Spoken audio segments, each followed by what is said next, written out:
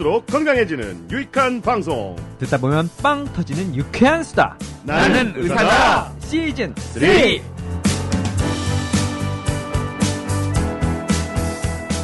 자, 오랜만에 돌아온 명예와 수다 김철중입니다. JYP 박재영입니다. 써니 이혜선입니다. 아유, 김철중 기자 정말 오래간만입니다. 왜 이렇게 안 왔어요? 아무래도 시국이고 해서 조신하게. 조선일보 의학 전문 기자 아니라 조선일보 독자로서 조용히 지내고 있습니다. 명수다를 우리가 최소 한 달에 한 번씩은 녹음을 해야 되는데 네. 지금 한 2달 만에 하는 것 같습니다. 2달 더 되지 않았나요? 더 됐나요? 세 달인가요? 청취자분들 중에 특히 특이한 분들이 좀 계시거든요. 유난히 또 명수다를 좋아하시는 분들이 있어요. 맞아요. 네. 철중 선배를 막 왜 안 나오냐? 명수다는 폐지됐냐? 내가 어디 행사에 갔는데 어떤 그 간호사인지 하여튼 오더니 명사를 너무 잘 듣고 있다는 거야. 오. 그래서 이렇게 막 실제로 봐서 너무 영광이라고 사진을 막 찍어. 진짜. 그래서 내가 야 이게 라디오도 네. 상당히 그 이렇게 일반 영화 스타처럼 이렇게 사람을 이렇게 집중하게 하는 그런 효과가 있는 것 같아. 어쨌든 뭐 같이 사진 찍자고 하신 걸 보면 다행이네요. 네. 실제로 보니까 듣던 생각했던 거랑 많이 다르시네요. 그리고 그런 얘기는 안 했어. 실망할 수도 있잖아요. 네. 자, 어쨌든 오늘 오랜만에 돌아오신 오랜만에 돌아온 명수다. 오늘은 무슨 얘기 하나요? 아무래도 요새 또 날도 춥고 겨울이 되면 뭔가 좀 따뜻한 국물도 찾게 되고 입이 심심하니까 막 주전부리도 더 찾게 되잖아요. 그러다 보면 살이 찝니다. 얼마나 슬픈가요? 여름 내 열심히 빼놨던 살이 겨울에 찌거든요. 약간 쪄도 티도 안 나잖아. 그러니까 옷도 또 두툼한 걸 입고 하니까. 그러니까 이럴 때 체중 관리를 좀 더 열심히 해야 되지 않나. 그래서 최근에는 저탄수 고지방 식이요법도 좀 인기가 있고 해서 비만을 주제로 1시간 동안 수다를 좀 떨어보려고 합니다. 써니가 자기가 궁금해서 오늘 주제 정한 거 아니에요, 이거? 비밀이에요. 그래서 일단 그러니까 살이 찌는 살이 빠지는 것에서부터 비만 시술까지 그렇죠. 비만에 대한 모든 것 네. A부터 Z까지 오늘 비만에 대해서 얘기를 나눠보겠습니다. 오늘의 그 게스트는 365 MC 비만 클리닉의 최규희 원장님 모셨습니다. 안녕하세요. 네. 안녕하세요. 최규희입니다. 반갑습니다. 어서 오세요. 네. 365 되게 여기저기 있잖아요. 네. 그 중에서 어디서 오셨어요? 네, 저는 365 MC 노원점에서 왔습니다. 네. 근데 이거 다들 물어볼 것 같아. 왜 이 365 MC가 무슨 뜻이에요? 365일 뭐 하자는 거예요? MC가 뭐예요? MC. MC는 우리가 MC인데. 그 뭐야? 사실 이게 몇 가지 뜻을 품고 있는데요. 가장 편하게 제가 설명드릴 수 있는 건 메디컬 센터고요. 그리고 이제 허무하네요. 뭐 비만 쪽에 관련된 건 아니에요? 저희 이제 환자와의 접근성을 생각해서 이제 생각해 볼 수 있는 게 이제 most convenient. 네. 무슨 말인지 알겠다. 그냥 막 찐 거야. 아무 생각 없이 찐 거야 그냥. 그냥 부르기 좋게. 그러니까요. 그냥 지어놓고 그리고 나서 이제 뜻을 찾은 거야. 사람들이 자꾸 물어보니까 뭐 이렇게 막 지어낸 건데 근데 이렇게 해서 진 것도 괜찮을 것 같아. 아무 의미 없이 그냥 발음이 부르기 좋게 그냥 뭐 그렇죠. 사실은 그냥 메디컬 센터를 생각했을 때 모르지 진짜로. 그 365도 의외로 365일 아니고 뭐 지점을 365개까지 늘려보겠다거나 뭐 이럴 수도 있어요. 네, 그냥 뭐 다 말씀드려도 된다면 이제 365는 사실 저희가 처음에 컨셉이 365일 진료하는 의미가 있어요. 그리고 진료를. 그게 이제 점점 시간이 지나면서 진화하면서 연중무휴 뭐 이런 개념으로. 네, 근데 이제 지금은 365일이 의미보다는 36.5도 따뜻한 그런 병원이란 뜻도 있고요. 네, 그리고 360도로 이제 그 체형을 관리해준다. 이제 그런 여러 가지 의미가 있습니다. 일단 붙여놓고 뜻을 만들고 계신 중인 것 같습니다. 그 미슐랭 가이드의 캐릭터 같이 생긴 그 몽글몽글한 개는 네네 그린 거죠. 지방이 거기서 그 병원에서 만든 캐릭터죠. 네, 지방이. 걔는 이름이 있습니까? 네, 걔 이름이 지방이. 그냥 지방이. 그냥 지방이. 여기는 네이밍이 다 심각하다. 그렇네요. 그게 뭐 고민 안 해. 깊게 고민하시지 않네요. 네. 허무하네요. 근데 그게 먹힌다니까. 너무 복잡하게 하면 안 되니까. 자, 우리 최규희 원장님을 소개하면요. 방금 얘기한 것처럼 노원점 원장이시고 가정의학과 전문의입니다. 경희대 의대를 나오시고 석사, 박사까지 했죠. 그다음에 대한비만 미용의료학회, 미용치료학회 치료학회 송무의사고 지방흡입학회 네. 이런 것도 있어요? 네, 대한지방흡입학회가 있습니다. 네. 대한지방흡입학회. 네. 야, 이름이 아주 굉장히 적나라한 것 같아. 거기 상임이사십니다. 그래서 비만 관련된 치료뿐만 아니라 시술도 네. 두루두루 하시고 여기 2010년도 슈퍼모델 선발대회 심사위원 이런 거 혹시 바쁘시면 저한테 좀 대신 가줄 수 없냐고. 네. 뭐 제가 굳이 뭐 그렇게 부탁한다면 뭐 안 들어줄 수도 없고 해야죠. 그다음에 저서 활동으로는 신나게 먹고 10kg 빼기, 바디 쉐이핑, 뭐 팻, 셀룰라이트, 셀룰라이트. 여우들의 S라인, 시크릿 노하우 뭐 이런 책들을 다 쓰신 거예요? 네네. 오, 야. 이게 현대 요즘 보면은 이게 어떻게 보면 그 이 살, 지방, 비만 이게 하나의 큰 비즈니스예요. 어? 네. 이렇게 막 신나게 먹고 10kg 빼기 이런 거 쇼케이스 살볼 거 아니야 또. 그럼요. 얼마나 솔깃하세요. 그러니까 솔깃합니다. 완전히 이 비만은 어떻게 보면 우리 경제하고도 상당히 연관이 있을 것 같아요. 내 그냥 추측인데 경제가 좋으면 비만 클리닉이 잘 될 것 같아. 왜냐하면 사람들이 경제가 좋으니까 좀 많이 먹을 거 아니야. 그 이 비만 시술을 할 수 있는 돈이 여유가 있으니까 또 많이 먹고 많이 시술하고. 그래서 가장 경제 상황과 민첩한 의료계 분야가 요 비만 아닐까 이런 생각이 좀 들어요. 네. 그래요? 네, 지금 말씀하신 것도 맞고요. 또 이제 약간 좀 역설적인 거는 사실 고도비만은 이렇게 이제 경제 상태가 좋은 사람들보다는 경제 상태가 좋지 않은 그런 사람들한테 사실 또 고도비만이 많이 있기 때문에 그렇지 거꾸로 네, 고도비만은 아주 저소득층에 더 많은 거죠. 네, 네, 네. 그래서 사실 그런 부분들은 앞으로 이제 또 국가적으로도 같이 관리가 필요한. 사실 이게 비만 시술이 그때 한참 막 올라가고 있을 때 신해철 사건으로서 그 비만 시술, 그 고도비만 시술이 이제 완전히 그냥 뭐 빙하기가 됐지. 그래서 요새는 거의 안 하더라고. 뭐 위밴드 수술, 위밴드나 뭐 이런 거 아주 맞아요. 그 어그레시브한 시술들은 이제는 거의 그 사건 이후로는 거의 안 하는 것 같아. 지금 365도 이제 거의 안 하죠. 그러니까 새로 하시는 분은 거의 없고요. 이제 빼려고 하시는 분들, 그러니까 기존에 갖고 있던 분들 중에 이제 불안해서 예, 빼려고 하는 분들은 아직 좀 간간히 있으십니다. 예.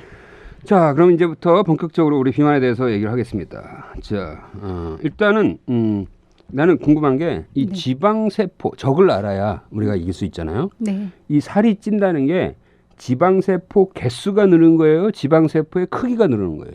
둘 다. 상당히 지금 철학적인 질문을 한 거예요. 네. 그러니까 그게 이제 비만이 발생하는 시기에 따라 다를 수 있고요. 그래요. 네. 오케이. 네. 그러니까 소화비만인 경우에는 지방세포의 수가 늘어나는 거고요. 그래서 이제 사실 소화비만이 더 치료하기가 어려워요. 이미 수가 많이 늘어나 있기 때문에. 개수가 막 늘어나. 개수가 늘어나 있는 거고. 야. 그다음에 지방세포의 크기가 커지는 것도 있고 이제 성인이 됐을 때 이제 비만이 되는 거는 지방세포의 크기가 커지는 거라고 보시면 되거든요. 그러니까 두 개수가 가지가 늘어나는 거 아니야? 네. 자, 그렇다면 그 이 N수를 줄여주면은 살은 빠지는 거네? 그렇죠. 네? 네. N수를 줄이는 게 일단 우선적으로 제일 중요하고 네. 그다음에 크기를 줄이는 것도 중요한데 크기를 줄이는 거는 다시 또 커질 수 있다는 거. 그러니까 우리가 풍선을 한번 크게 불고 나서 이게 풍선이 이제 한번 불어난 풍선은 작아져도 다시 또 불기가 쉬워지거든요. 그러니까는 야구 원래 재밌네. 네, 풍선. 네, 그래서 수를 줄이는 게 1차적으로 제일 중요하고 그러니까 수를 줄여야지 그래서 이제 다시 찔 가능성이 좀 줄어든다라고 얘기할 수 있고요. 네. 크기를 줄이는 거는 언제든지 다시 찔 가능성을 갖고 간다고 보셔야 돼요. 이거 그럼 일단은 기본적으로 뭐 이따 또 얘기하겠지만 일단은 흡입으로 뺀 곳은 다시 찌지는 않을 건데 그 세포가 없어진 거니까. 그렇죠. 그러니까 네. 다시 찔 가능성이 없다라고 옆에 얘기 있는 못하고 지방세포가 넘어와서 살은 찔 수가 있지만 네. 그 자리에 생기는 건 아니네. 그러니까 오히려 그래서 흡입을 해서 지방세포의 수를 많이 줄이고 난 다음에는 그 부위가 이제 살이 잘 찌지는 않는데 네. 다른 부위가 또 찔 수 있잖아요. 그렇지. 그러니까 실제로 이제 그 모양이 또 체형이 바뀌는구나. 달라질 수가 있어요. 그래서 흡입하고 나서 나는 흡입했으니까 다시 살이 잘 안 찌겠지 하고 막 또 먹다 보면 오히려 수술하기 전보다 못한 체형으로 변할 수도 있다. 네. 자, 그러면 또 이 지방세포의 여자들은 이렇게 막 이 피하 지방이 많고 네. 남자들은 내장 지방이 많잖아요. 네네. 그런데 호르몬 차이인가요? 일단은 그게 이제 보통 남성형 비만, 여성형 비만 이렇게 나눠 설명드릴 수 있을 것 같고요. 뭐 유전적인 영향, 그 다음에 호르몬. 나는 양성형이야. 그러니까 좀 도미넌트한 게 있으시지 않으세요? 아이, 허벅지세요, 아니면 복부세요? 도미넌트한 거는 이제 복부라고 할 수 있죠. 네, 그렇죠. 조금 남성형. 네, 그래서 보통 이제 남성형 비만은 복부 비만이고요. 그리고 여성형 비만은 이제 하체형 비만. 그렇게 이제 크게 이제 나눠볼 수 있고, 네네. 이건 이제 타고난 체형도 있고요. 근데 호르몬의 영향. 그래서 이제 여성 호르몬 우리가 사춘기 시기가 되면 이제 여성에서 네네. 에스트로겐 분비가 증가하면서 이제 힙하고 허벅지에 살이 찌기 시작하거든요. 그래서 그런 영향들이 있고 또 세 번째 먹는 음식의 영향이 있습니다. 그래서 주로 술을 많이 드시는 분들은 복부, 뱃살이 나오고요. 어, 그래요? 그리고 네, 그리고 설탕, 단 음식들, 정제된 탄수화물을 주로 더 많이 드시는 분들은 허벅지 비만이 될 가능성이 좀 더 높습니다. 왜 그런 거죠? 재밌는데? 확실한 거예요? 거의요. 술 때문이에요? 한 모습 아니면 보이는데? 술하고 같이 먹는 안주 때문이에요? 김철종 기자처럼 이제 술 거의 매일 드시거든요. 네. 매일은 내가 어떻게 일주일에 8번 먹고 낮에 한 번 먹는 게 있어. 네. 이게 술 때문에 복부 비만이 생긴다는 건 이미 뭐 그 검증이 된 얘기고요. 네. 그러니까 제가 하는 얘기는 아니고요. 근데 사실 그 부분은 제가 확실히 말씀드릴 수 있는데, 그러니까 설탕과 관련된 부분, 그러니까 탄수화물을 많이 드시는 분들이 이제 하체 비만이, 그러니까 정제된 탄수화물을 많이 먹는 사람들이 하체 비만이 많다라는 거는 그것도 이제 어느 정도 얘기가 되어 있는데요. 그런 분들이 사실 복부 비만도 있는 경우는 있거든요. 그러겠지. 네. 네, 당연히. 저희 남편 같은 경우에 술을 먹진 않는데 네. 탄수화물을 굉장히 좋아하거든요. 예, 복부 비만이 하체 비만보다는 그 노원점으로 한번 용하다는 선생님이 있으니까 그걸로 네. 가서 치료받으라고. 그러면 이게 인간의 그 뭔가 그 유전적으로 네. 그러니까 남자는 태생적으로 이제 사냥을 하면서 생존을 했고 네. 여자는 이제 집에서 원시 시대는 이제 힘이 약하니까 그러니까 채집 남자가 갖고 온 거를 이제 잘 관리하는 형태잖아요. 네. 그거와 어떤 지방의 대사는 여성이 갖는 기본적인 유전적 체질. 그래서 지방을 자꾸 이렇게 쌓는 성질이 더 강한 게 아닌가. 이거 내가 그냥 한번 생각해 본 거예요. 저도 잠깐 생각해 봤는데요. 그러니까 하체 비만을 아까 제가 말씀드렸잖아요. 여성형 비만에 대해서. 네. 근데 에스트로겐이 증가하면서 힙하고 허벅지에 살이 찌는 이유가 또 이제 여성이 중요한 역할 중에 생식. 이제 출산. 출산이라는 부분이 있잖아요. 말된다, 네, 말돼. 그래서 말돼. 그 중요한 부분을 보호하기 위해서. 그 네. 충분히 가능성이 지방이 있어. 지금 이제 지방이 굉장히 나쁜 얘기들만 하고 있지만 지방의 그 좋은 역할 중에 한 가지가 우리 신체를 보호해주는 역할을 하는 거거든요. 그렇죠. 쿠션이 내부 되주는 장기를. 거예요? 네, 그렇죠. 그래서 그런 역할도 충분히 네. 그 조물주가 그런 네. 생각을 했을 것 같아. 네. 네. 그리고 내가 들었는데 이 겨드랑이에 왜 털이 있을까? 네. 이 성기주에 왜 털이 있을까? 이것도 다 보호 효과라는 거지. 옛날에는 옷이 없었을 때는 이 겨드랑이에 털이 없으면 움직임 때 굉장히 아프대. 네, 맞아요. 뻑뻑하고 잘 안 움직인다는 거예요. 그래서 그 겨드랑이 털이 있어서 윤활 역할을 해준다는 거야. 근데 지금 이제 현대 사회에서는 그렇게 과격한 움직임 안 하니까 다 이제 그 제모를 하는 거지. 그래서 이것도 나는 일리가 있는 것 같은데. 예. 그리고 우리가 애초부에 굉장히 어떤 그 기아의 시대를 살았잖아요. 뭐 네. 석기 시대나 이럴 때. 그래서 그러니까 체질적으로 뭔가 영양분이 들어오면 그걸 쌓아놓으려고 하는 네. 그런 그렇죠. 속성이 있지 않을까 싶어요. 그죠? 네, 그게 이제 지방의 가장 중요한 역할. 그러니까 그런 에너지가 몸에 안 들어오는 상황을 대비해서 에너지를 축적하는 그러니까. 네, 그런 역할이 이제 지방의 가장 중요한 역할이거든요. 그래서 과거에는 그런 역할이 굉장히 중요했는데 왜냐하면 뭐 먹고 살기가 힘드니까요. 그렇죠. 예, 근데 지금은 오히려 이제 그런 너무 쉽게 우리가 이제 칼로리 높은 음식을 먹게 되니까 이제 지방이 에너지를 저장하는 그런 역할보다는 이제 나쁜 역할이 지금은 더 이렇게 많이 보여지는 것 같습니다. 네. 그래서 뭐 궁금한 건 그래서 이제 항상 우리 몸은 어떻게든 태생적으로 음식물을 들어오면 그걸 소화시켜서 어떻게든 영양분으로 저축을 해놓으려고 항상 얘네들이 이렇게 몸과의 대화를 한다면 이놈들은 계속 그 생각만 하고 있을 거란 말이죠. 어떻게 그 제일 좋은 저장 형태가 지방일 거 아니에요, 그죠? 네. 그래서 어떤 사람은 이런 얘기 하더라고요. 그래서 다이어트를 하되 적게 먹되 이렇게 3, 4일에 한 번은 약간 많이 먹어줘라. 그래서 몸이 네. 이놈이 지금 이 먹는 양을 줄이나? 이렇게 뭔가 이렇게 좀 계엄령을 내리기 전에 아니구나. 많이 먹네. 그러면 또 이제 그래서 지나친 비축을 못하도록 지나친 비축 이런 걔랑 머리 싸움을 하라는 거야. 이게 일리가 있나요? 네, 그러니까 그게 그래요? 이제 오, 어떻게 그래요? 생각하면은 정체기를 극복하는 방법일 수도 있거든요. 우리가 살을 계속 빼다 보면 어느 순간 정체기가 와요. 그러니까 네. 몸이 적게 먹는 칼로리에 적응을 해버리는 거죠. 그래서 이 몸의 주인이 언제 이제 또 칼로리가 들어올지 모르니까 이제 지방이 안 나가려고 더 애를 쓰고 이제 축적을 더 한단 말이죠. 버티는구나. 네, 얘도 그렇죠. 살아야 되니까. 네, 그래서 지금 말씀하신 대로 그 반대로 그렇게 해본다면은 우리 몸이 오히려 이제 그 칼로리를 더 줄일 거라고 생각했는데 반대로 이제 더 보여주니 더 이제 칼로리 섭취를 더 그러면 하니까요. 지방을 소비할 수도 있는 네, 거구나. 그렇게 할 수 있을 거. 저도 실제로 한번 적용을 해봐도 좋을 것 같은 생각이 지금 막 들었습니다. 예.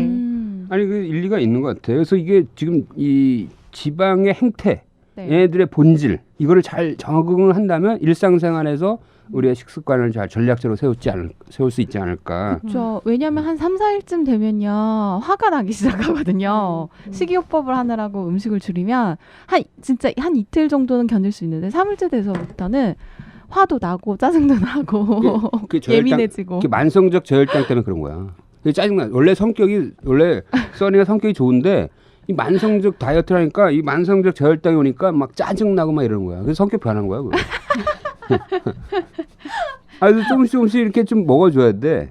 아니 그거 이제 한 번 또 잘못 먹으면 훅 찌기 때문에. 근데 그거는 사실 일시적인 체중 증가거든요. 먹으면은 당연히 우리가 밥을 먹기 전이랑 밥을 먹고 나서 체중을 재보면 네. 1, 2kg는 금방 늘어나 있어요. 수분의 무게 때문에. 그래서 이제 우리가 다이어트 열심히 하는 분들은 하루에 몇 번씩 체중을 재는데 제가 그렇게 하지 말라 그래요. 왜냐하면 당연히 밥 먹고 나면 체중이 느는데 수분이 는 거를 본인 스스로는 이게 지방이 늘었다고 착각을 하고. 오, 네. 야, 그건 병이다. 예, 어. 그래서 그 정도면 아니 그 정도는 아니신 거죠? 아니 대부분의 문명 국가의 성인 여성들은 원래 매일 체중을 재지 않습니까? 그러니까 체중을 매일 재는데 그거를 이제 하루에도 몇 번씩 내잖아. 보통 2번씩은 다 재요 아침 저녁으로. 네, 근데 가장 좋은 거는 그래서 아침에 일어나서 공복에 화장실을 다녀온 상태, 그러니까 일정한 그것도 재고, 상태로, 네. 예, 그렇게 재면은 밤에는 왜 잽니까? 밤에는 그냥 궁금하니까.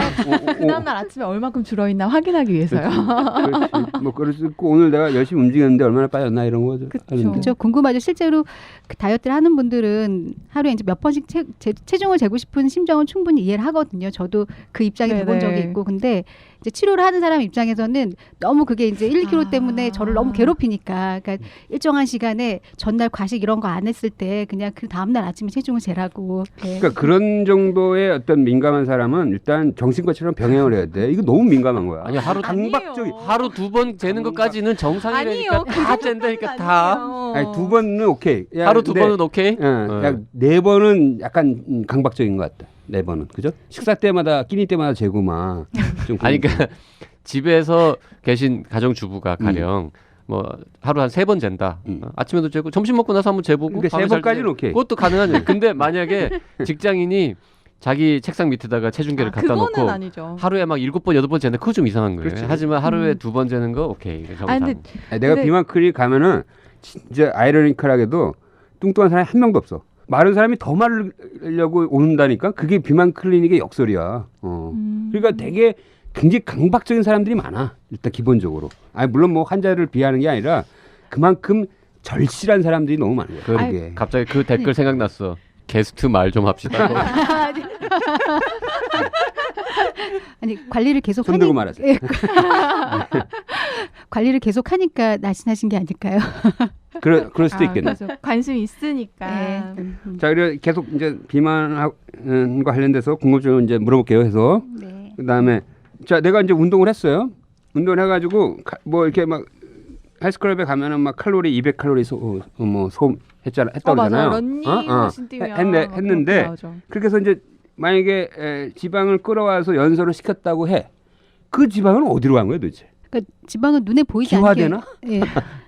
기화도 되고 물로도 나가고 어쨌든 최종적인 산불이 이산화탄소가스랑 예. 수분이니까 지방이 몸 밖으로 나가는 거는 지방의 형태로 보이는 거는 아니고요. 그러니까 예, 눈에 안 보이게 없어지는 아니, 거라고. 뭐 이렇게 그냥 아주 무식한 상상으로 그러면 소변이 좀 기름져야 될 거 아니야. 이게 어디로 나가냐 이거지. 내가 1kg로 빠졌는데 그 1kg가 어떻게 빠지냐 이거죠. 그냥 기화되는 거예요.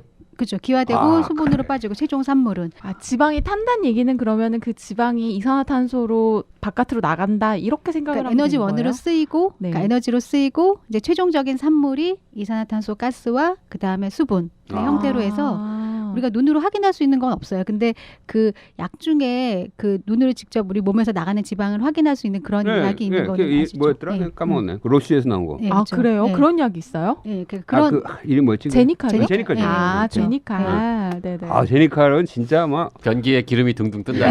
그거 말하는 거죠. 진짜 뭐 아니 한번 그 각성 효과를 주기 위해서 먹어볼 네, 만해. 네. 네. 네, 맞아요. 장관이야 장관. 본인은 기름진 거 전혀 안 드신다고 하는데 네. 본인이 변을 보고 놀라요. 그렇지. 아. 그래서 실제로 이제 약의 효과를 기대하고 일부러 그 캡슐에 그런 성분을 넣은 게 아닐까 이런 음모론도 생각도. 자 그다음에 이렇게 약간 공복 상태에서 운동하는 게 더 지방이 잘 타요? 아니면은 조금 약간 식사하고 나서 그런 차이가 있어요? 지금 자기가 그 식사한 전후 시기에 네. 따라서 지방이 태우는 속도. 뭐 공복 운동이 좋다라는 얘기는 예전에 많이 들어보셨을 네. 것 같아요. 그러니까 이미 저장되어 있는 지방을 에너지로 갖다 쓰기 때문에. 네. 근데 사실 진료 현장에서는 환자들한테 가이드하는 건 사실 운동의 그 공복 아니면 식후가 어떤 게 더 좋다고 얘기하진 않고요. 아, 그래요? 운동의 가장 좋은 거는 내가 할 수 있을 때 규칙적으로 할 수 있는 그런 타임을 선택하는 게 중요하거든요. 그러니까 그 시간이 뭐 공복이면은 공복인 게 좋은 거고요. 식후에 할 수 있다. 네네. 우리가 보통 직장인들 같은 경우에는 점심 식사하고 나서 좀 여유 있는 시간 있다고 하면 그때 걷는 게 또 도움이 될 수 있고. 그래서 그거의 이제 최종적인 관건은 얼마나 내가 규칙적으로 이 운동을 할 수 있느냐. 그게 이제 제일 중요할 것 같아요. 나는 이게 굉장히 중요한 얘기라고 봐요. 이게 그러니까 공복에 할 거냐, 뭐 아니면 식사 후에 할 거냐를 따지는 것도 의미는 있을 수 있으나 네. 장기 지속성을 감안해 봤을 때는 그 사람의 라이프 스타일에 그 시간에 맞춰서 하는 게 더 훨씬 더 효과가 있을 거다. 네. 네. 근데 사람들은 자꾸 그냥 아주 어느 게 더 효과 있는지 그게 더에 집착하는데 그렇지 않다는 거죠. 그렇죠. 그러니까 이게 지금 최근에 논란이 됐던 이 저탄수화물 고지방 다이어트도 이게 장기적으로 불가능하다는 거야. 우리나라 상황에서는. 맞아요. 그러니까 네. 거기에 집착하느니 자기의 그 라이프 스타일에 맞게 식단 스타일에 맞게 거기서 맞춰가는 게 더 훨씬 더 효과적인데 운동도 그렇다는 거죠. 네, 그죠? 그렇죠. 네. 그렇다면 나 거의 매일 해야 되는데 하루 종일 해야 되는데 운동을요? 하는 일이 없으니까. 그러니까 저는 이제 환자들한테 얘기할 때 이렇게 말씀드려요. 그러니까 어떻게 바꿔야 돼 이런 구체적인 가이드를 하는 것도 분명 도움이 되는 게 있는데요. 그러니까 언제까지 내가 이렇게 먹고 살고 언제까지 이렇게 운동할 수 있을지를 생각하시라고. 그러니까 그런 지속성이 훨씬 더 중요하다는 그렇지. 거죠. 예. 아니 이거 굉장히 중요한 얘기예요. 네. 맞아요, 또 맞아요. 특히 현대인들은 굉장히 그 일상적 그 이 일정들이 빡빡하잖아. 네. 그 사이에서 뭔가를 찾아내야 되니까 시간을 찾아내야 되니까 그게 되게 중요한 것 같아요. 자 그다음에 같은 60kg라고 쳤을 때 어떤 사람이 살이 이 비만 지방이 분포하는 부위가 좀 다를 수가 있나요? 네, 그렇죠. 그러니까 예. 일반적으로 뭐 여성들은 뭐 옆구리와 허벅지에 많이 찐다고 쳤을 때 그거 외에 네. 뭐 어떤 사람은 막 팔뚝이 더 두껍다든지 어떤 사람은 막 발목이 막 살에 있다든지 뭐 이럴 수도 있나요? 그쵸, 그 왜 이렇게 예. 국소적으로 차이가 날 수 있냐 이거죠. 그게 이제 국소적으로 체지방의 분포에 따라 차이가 있을 수 있거든요. 일단은 우리가 딱 봤을 때 어떤 사람은 몸무게보다 좀 적게 나가 보이는 사람이 있고 어떤 사람은 뭐 원래 자기 몸무게보다 더 많이 나가 보이는 네. 사람이 있는데 일단 그거의 가장 큰 차이는 이제 피하 지방, 얼마나 체지방이 많으냐의 차이예요. 그러니까 같은 60kg라 하더라도 근골격량이 많은 분들보다는 지방이 많은 분들이 좀 더 뚱뚱해 보여요. 네. 같은 60kg라도. 같은 무게일 때 지방이 훨씬 커 보이는 예, 거죠. 그러니까 지방이 더 많은 분들이. 근데 지금 부위별로는 대표적으로는 복부 비만, 허벅지 비만 이건 약간 성별에 따라 이런 차이가 있고요. 그리고 이제 뭐 팔뚝에 살이 많은 분, 뭐 발목에 네. 살이 많은 분은 기본적으로 이제 생활 습관하고 좀 관련지어서 생각해 볼 수 있고 타고난 체형하고 그러니까 팔 같은 경우에는 이제 그 활동을 할 때 이제 팔 잘 안 움직이시는 분들 네. 그런 분들 아무래도 이제 이 팔뚝에 더 살이 찔 수 있고요. 발목 같은 경우는 사실 발목은 타고났다고 보셔야 되거든요. 아. 네, 타고난 그래서 우리가 종아리 같은 부위 관리하는 분들 젊은 20대 여성들 굉장히 많은데 그러니까 네. 알통이 도드라진 분들은 제가 어떻게든 해결해 드릴 수 있어요. 그래도 해결할 수 있는 방법이 있는 거예요. 감사하게 생각하라고. 알이 도드라지신 분들이요. 아. 일명 닭다리라고 하는 분들은. 아, 네네네. 근데 그럼 보톡스 맞으면 되죠. 네, 네. 그래서 근데 발목이 굵은 분들은 참 해결이 어려워요. 네, 아. 발목이 굵은 분들은. 야, 그러니까 그러네. 뼈가 굵은 거예요? 네. 아, 그 아. 주변이 그리고- 그냥 네. 그냥 디퓨저하게 그냥 지방이 쫙 깔린 거죠. 네, 그죠? 그러니까 뼈대 자체가 굵고 그래서 아킬레스건이 잘 안 보이죠. 이제 아. 그런 분들은 사실 제가 어떤 방법을 동원해도 좀 어려운. 그냥 밴디지 하면 안 돼요? 묶어서 네. 못 쓰게 하면 안 돼요?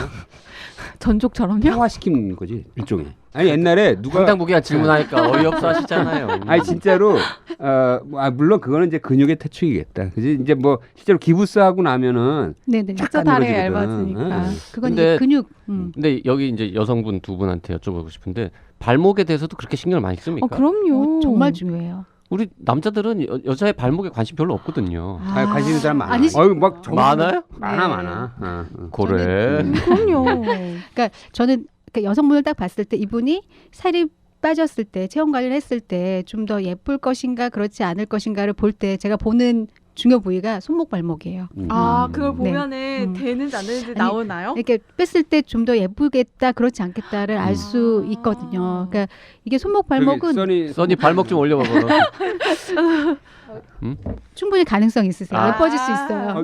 여기서 어떻게 더 이뻐져?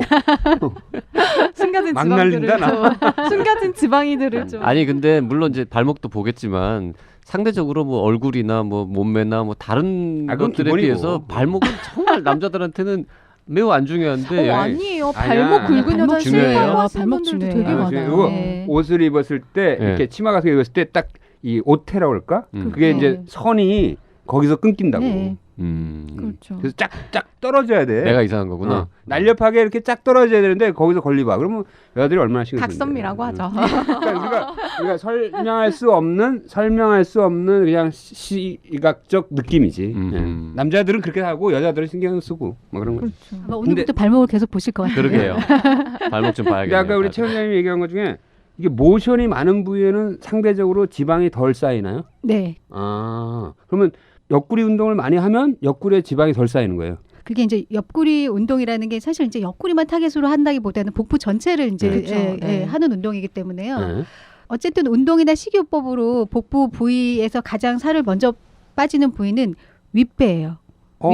야 이거 재밌네. 네, 윗배가 왜 그러죠? 뭐예요? 윗배, 그러니까 내장 지방 때문에 나오는 것이 윗배기 때문에요. 아. 몸무게를 일단 빼면 윗배가 먼저 빠져요. 근데 야. 아무리 살을 빼도 빠지지 않는 그 똥배, 네, 아랫배. 예. 어. 그런 부위에 이제 시술이 필요합니다. 아, 그럼 거의 모션이 없는 부위네. 네, 시술이 예. 모션이 없고 중력에 의해서 좀 많이 모이는 곳이다. 네, 지방 축적이 그리고 이제 러브핸들. 아, 그렇죠.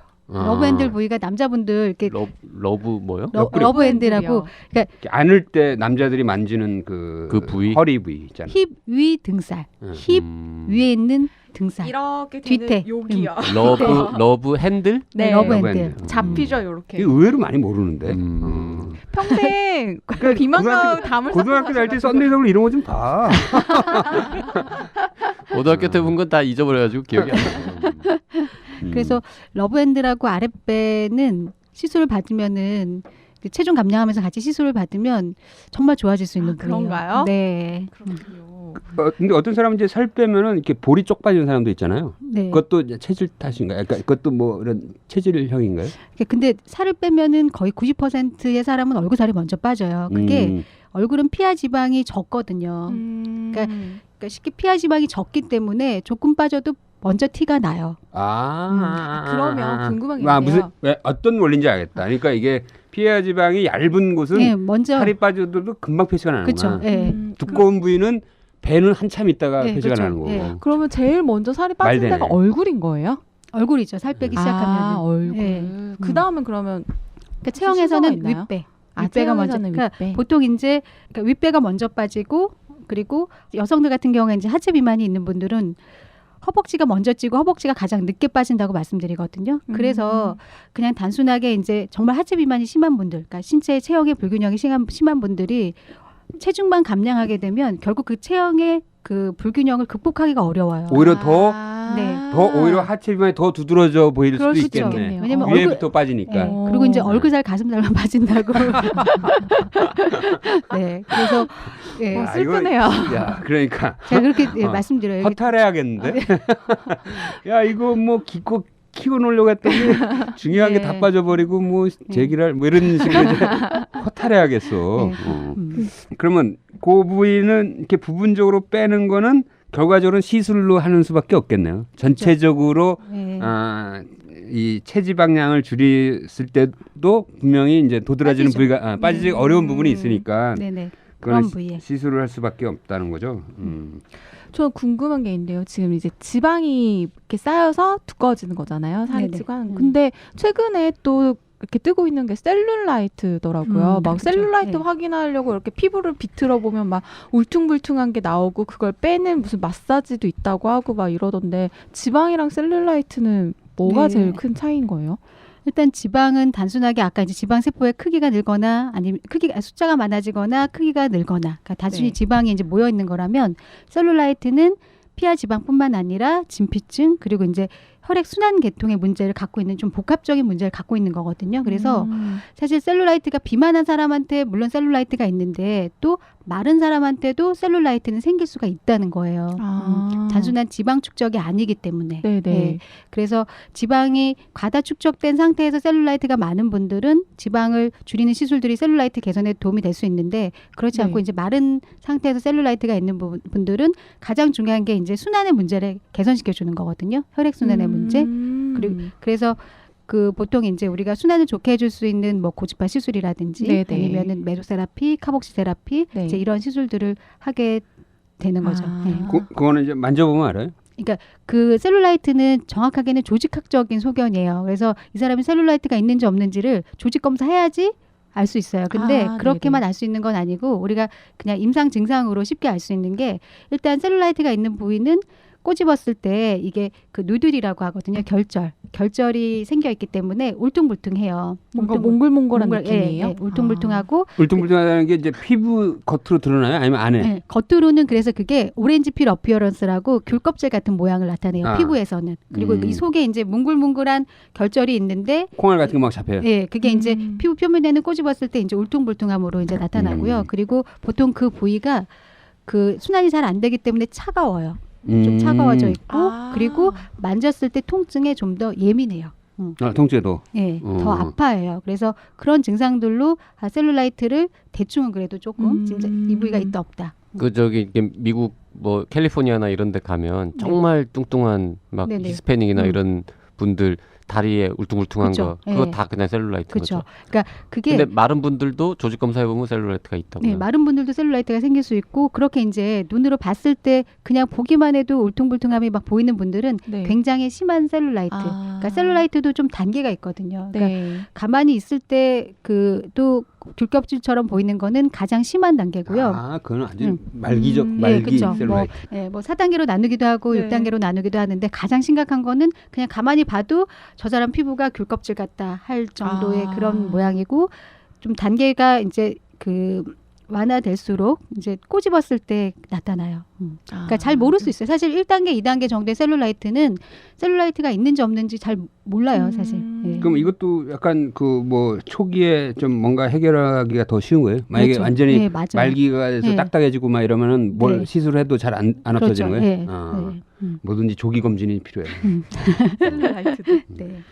근데 만약에 이제 우리 주변에서 보면은 어느 날 갑자기 이제 다이어트를 해서 나타난 사람이 있는데 너무 피부가 쭈글쭈글해지고 막 늙어 보이는 거 있지 오히려. 맞아요. 아우 안타까워. 네. 왜 갑자기 늙어졌지? 맞아요, 살은 맞아요. 빠졌는데 네, 그쵸. 그게 이게 너무 빠른 속도로 빼서 그런 건가요? 아까 이제 얼굴살 빠진다고 말씀드렸잖아요. 네. 그래서 얼굴살이 먼저 빠지니까 몸무게를 많이 안 뺐어도 얼굴에는 먼저 티가 나잖아요. 근데 그래서 그렇게 이제 좀 안 좋아 보이는 것도 있고 또 이제 지방의 역할 중에 좀 피부를 윤택하게 보이게 하는 그런 역할도 있는 거거든요. 이제 그런데 이제 지방이 빠지니까 굉장히 까칠해 보이고 그리고 이제 없어 보이는 거죠. 그렇죠. 푸석푸석해 보이고. 푸석푸석해 근데 보이고. 그게 속도는 속도도 차이는 있어요. 그리고 이제 저는 사실 속도 그다음에 그래서 체형적인 관리를 같이 하라고 말씀드리는 이유가 똑같이 5kg를 빼도 몸무게만 5kg를 뺀 경우랑 또 네. 본인이 고민하는 부위의 체형적인 관리를 같이 하면서 5kg를 뺀 경우랑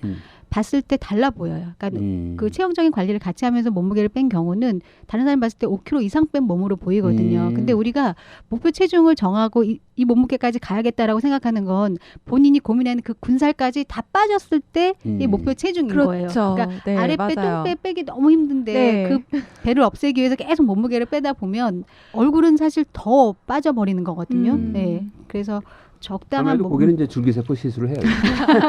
지방 이식 좀 볼에다 좀 넣고 네. 남는 지방 일로 위치 이동. 전 제 지방 다 기증할 수 있는데. 근데 그 굉장히 고도 비만이었다가 뭐 이렇게 확 위밴드 같은 거 넣어가지고 완전히 그냥 150kg였는데 막 맞아요. 100kg 되는 사람들을 네네. 보면은 네. 피부가 굉장히 막 너덜너덜해지잖아요. 늘어져. 그건 맞아요. 나중에 붙어요? 아니요. 안 붙어요? 안 네. 붙어요. 그러니까 쉽게요. 살을 빼고 나서 예전 큰 옷을 입고 있는 거랑 똑같아요. 근데 그렇기 때문에 우리가 큰 옷을 줄이는 것처럼 피부도 마찬가지로 늘어난 피부의 부위를 절개해서 그러니까 잘라내고 이제 나머지 부위를 꼬매는 그런 수술을 하게 되는 거죠. 그러니까 완전히 무슨 그 이 모자이크를 만들어 놓는 경우 많더라고요. 그죠? 네, 그렇죠. 수술, 예. 완전 늘어진 피부를 다 잘라내고 그걸 다 이제 하니까. 네. 그런 수술은 365 MC 이런 데서 하는 건 아니죠. 또 성형외과죠. 큰 병원 가서 해야 되는 거죠. 아니, 성형외과. 성형외과. 피부 시술. 그것만 또 하는 성형외과들이 작은 있더라고요. 성형외과에서도 할 수 있는 거예요. 그것만 하는 또 성형외과들이 있어. 그걸 전문으로 하는 성형외과. 왜냐하면 그렇게 해서 크게 살 빼는 사람이 꽤 있으니까. 근데 그런 분들이 운동을 안 하고 그냥 시술로만 빼서 그런 건가요? 아니면 그러니까 아까 그 얼마만큼 몸무게를 원래 갖고 있는 체중에서 몇 킬로를 뺐느냐가 제일 중요해요. 그렇죠. 그러니까 사실 속도라는 부분도 영향을 미치지 않진 미칠 수 있긴 하지만 제일 큰 거는 몇 킬로를 뺐느냐. 예를 들어서 만약에 어떤 사람이 90kg다. 네. 근데 이제 자기가 목표 체중이 75kg야. 그래 이제 15kg 빼야 되잖아. 그러면 이제 이렇게 좀 피부가 잘 탄력을 유지해가면서 이렇게 잘 이렇게 밀착되면서 이게 너덜해지지 않고 밀착되면서 이렇게 자연스럽게 탄력을 유지하려면 좀 빼는 속도를 좀 천천히 해야 되지 않을까 싶어 나는. 네, 그렇죠. 그러니까 체중 감량 속도는 뭐 교과서적으로 하면 네. 한 달에 2에서 4kg이 적당하다라고 얘기를 하거든요. 한 달에. 한 달에 2에서 그러면 1년이면 거의 20kg인데? 근데 몸무게가 계속 이렇게 그냥 이렇게 직선 이렇게 빠지는 게 아니라 계단형의 패턴으로 빠지거든요. 아, 그래요? 네, 계단형. 그리고 보통 원래 본인의 체중에서 10에서 15% 정도를 빼고 나면 그때부터 빼기가 좀 어려워요. 정체기가 와요. 그러니까는 예를 들면 90kg면은 이제 그분 9kg에서 10kg 넘어가면은 이제 빼기 어려운 거예요. 네, 그렇죠. 10에서 15%를 넘어가면 그때부터 이제 조금 저항하는구나 이제. 네, 굉장히 빼기가 좀 어려워져요. 또 어떤 논문인가 이렇게 보니까 유전자적으로 이렇게 원래 총 지방량이 이렇게 프로그래밍 돼 있다는 설도 있더라고. 그러니까 써니한테 몇 퍼센트의 몸 지방이 있도록 우리가 프로그램된 몸으로 태어났다는 거지. 그러니까 그거를 거역하면서 빼기가 얼마나 어렵겠어. 포맷하고 싶네요. 다시 리셋해 리셋. 그거 괜찮네. 그 유전자 치료 받아 그러면. 자, 이 비만에 대해서 이제 거의 무엇이든 물어봅시다 시간을 가졌는데, 자 여기서 1부를 마치고 2부에서는 비만 시술, 비만 치료 주사에 대해서 얘기를 나눠보겠습니다. 자, 다시 돌아온 명수다 김철진입니다. 1부에 이어서 비만에 대한 얘기를 하겠습니다. 2부에서는 주로 지방을 시술로 없애는 방법에 대해서 한번 알아보겠습니다. 일단 그거부터 합시다. 지방 흡입. 네. 엄청 빼고 있죠? 정적으로. 네. 지금 1년에 365mc에서 뺀 지방이 몇 cc예요? 몇만 cc 넘을 것 같은데. 그렇죠. 제가 한 분한테 제일 많이 뺀 게 2만 cc였어요. 2만 cc요? 네. 수술을 5번. 와.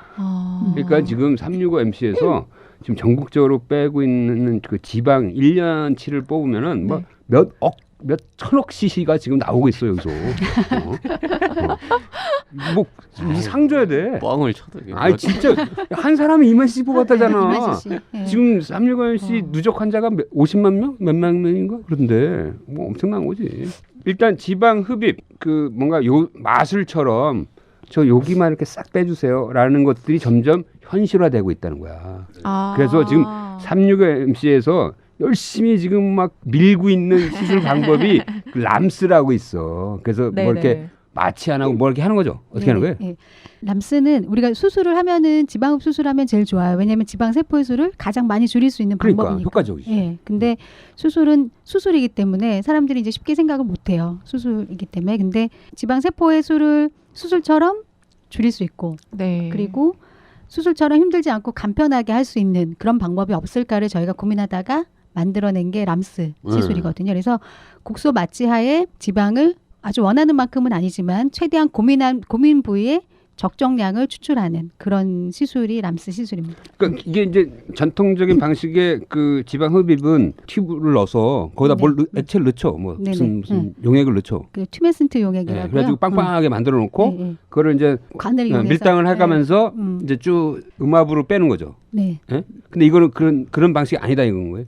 아니 그런 방식은 거의 비슷해요. 그러니까 그래요? 차이는 가장 큰 차이는 수술하고 시술이기 때문에 수면 마취를 하느냐 안 하느냐. 그러니까 마취가 그 차이가 가장 크고 두 번째로 이것도 흡입처럼 용액을 주입하고 그리고 관으로 지방을 추출하는데 그래. 근데 그 보통 이제 지방 흡입 수술을 할 때는 최소한 3mm 정도의 관을 이용하거든요. 조금 굵고 긴 관을. 근데 이제 람스 시술은 1.5mm 정도. 그러니까 그거에 반 되는 얇은 관, 한 20cm 정도 되는 관으로 지방을 추출해요. 근데 그러니까 그 잘 나와요? 그 좁아가지고 잘 안 나올 것 같은데. 네, 그러니까 지방을 완전히 절대적으로 지방량을 많이 뽑겠다는 목적으로 하면은 그 관이 부적절할 수 있어요. 왜냐면 말씀하신 대로 지방이 아주 잘 나오는 건 아니거든요. 근데 지방을 적정량 뽑기에는 뭐 부족함은 없고요. 그리고 이제 그걸로 최대 몇 cc 뽑아요? 우리가 최대 하루에 제일 많이 뽑게 되면 500cc까지 뽑아요. 500cc. 네. 그리고 이제 그게 직접적으로 들어가면서 아까 셀룰라이트는 순환이 잘 안 되면서 그 부위에 국소적으로 섬유화된 조직들이 막 엉켜 있거든요. 근데 그 얇은 관으로 그 섬유막을 또 깨고 나와요. 그래서 그 후에 이제 관리를 할 때 그러니까 지방이 더 잘 분해될 수 있는 그런 상태를 만들어주고 나오는 거에 이제 같이 의미를 두고 있다고 보시면 될 것 같아요. 그 궁금한 건 이게 이제 화학적 효과랑 기계적 효과를 봤을 때 이게 지방 흡입이라는 게 거의 기계적 효과예요? 아예 그냥 빨아내는 거예요, 그냥 흡입하는 기계적 효과예요? 네. 아니면 그 지방에 그 안에 용액을 넣어서 지방 세포를 터트려서 그 액체 수준을 빼주는 거냐, 이게 그러니까 화학적 효과냐, 아니면 기계적 효과냐, 그죠? 두 가지가 다 있는 거예요. 그러니까 그래? 일단은 기계적으로 직접적으로 지방을 추출하는 효과 그게 제일 큰 거고요. 그 다음에 그게 이제 그 관 자체가 들어가서 지방 세포의 막을 깨트리고 사실 걔네들이 다 빨려 나오지 않고 그 안에 깨트려져 있는 상태로 남아 있는 지방들이 있거든요. 그래서 그런 것들은 그 후에 이제 그래서 후 관리를 하면서 배출되게 이제 도와주는 거죠. 그러니까 일단 그 지방 세포 알갱이가 터진 거 아니야? 그렇죠. 예? 네. 그러면 그게 이제 뭐 이렇게 소위 말하면 이렇게 액체 형태로 있을 거 아니에요, 그죠? 그걸 어떻게 좀 흡입할 수 없냐 이거지. 그 액체 상체로도 흡입이 되고 그 알갱이로도 빠져나오고. 근데 아까 1.5mm에서 한 1.8mm 관을 쓰는데 거기서는 그렇게 이제 알갱이 형태로 이제 빠져나오지는 못하고요. 그래서 우리가 보통 이제 지방 이식 같은 걸 하려고 할 때는 요 관으로 추출할 수는 없고 이제 흡입처럼 조금 굵은 관으로. 지방 이식하려면 알갱이로 이식해야 되니까 굵은 거에서 탱글탱글한, 빼가지고 네. 넣어줘야 돼. 그 차이가 있구나. 네. 난 그리고 그 수많은 이제 지방 흡입을 하고 있잖아. 근데 너무 아까운 게 이 복부에서 뺀 지방에는 진짜 그 양질의 줄기세포들이 있는데 그걸 다 버리고 있어 지금. 그거 다 버려요? 소각하잖아. 그렇죠. 폐기하잖아. 폐기물이죠. 의료 폐기물. 그거를 태우면 안 돼요? 그거 줄기세포를 그냥 어디 잘 보관하면 안 되나? 너무 아까워.